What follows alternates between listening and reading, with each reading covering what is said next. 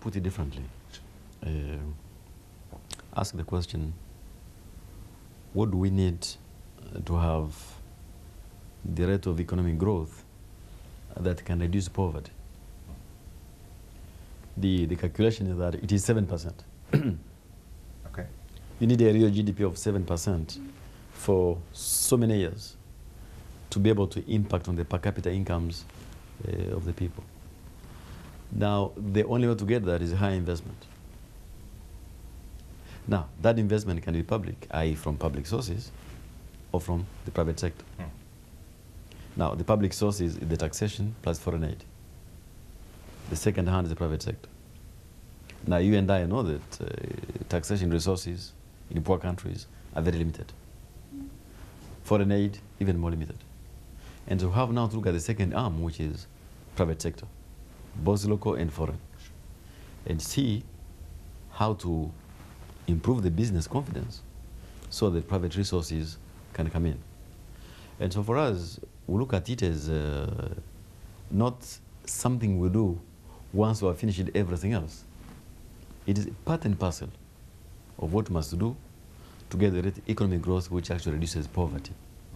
I think for far too long people have concentrated on attracting foreign aid. It is right, it is proper, but Africa cannot behave differently from the rest of the world in terms of depending on the private sector and of course the public sector to generate enough wealth for our countries.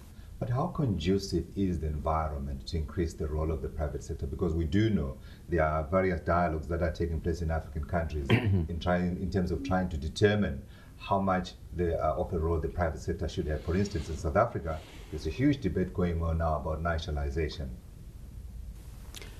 The important thing is that business confidence improves all the time and does not fall back. Because in any one country, developing countries at least, there are always bottlenecks which can impede on business confidence. And I think in Africa over the last decade or so, a lot of efforts have been done to improve that business confidence.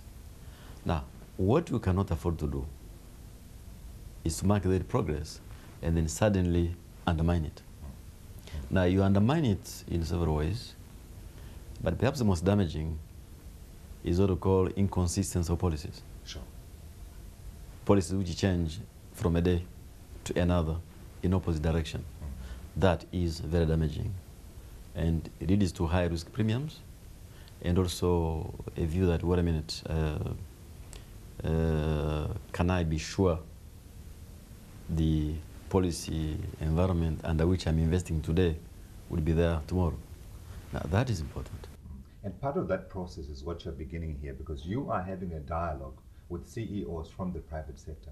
What do you hope to hear from them in terms of advancing that process forward?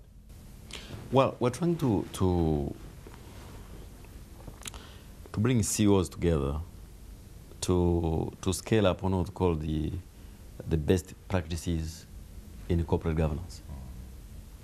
Because the business environment is about what the government does, the kind of infrastructure you have, the kind of administration you have, the kind of regulations, but also the kind of corporate governance you have. And it's quite critical that we in Africa begin to share the best practices in corporate governance on how we can best relate to the private sector, how we can take advantage of opportunities which are open now and then. And I hope that this dialogue between CEOs among themselves and we at the African Development Bank is part of our outreach to see what we can do together to try to improve on corporate governance and together have a meaningful dialogue between all the stakeholders.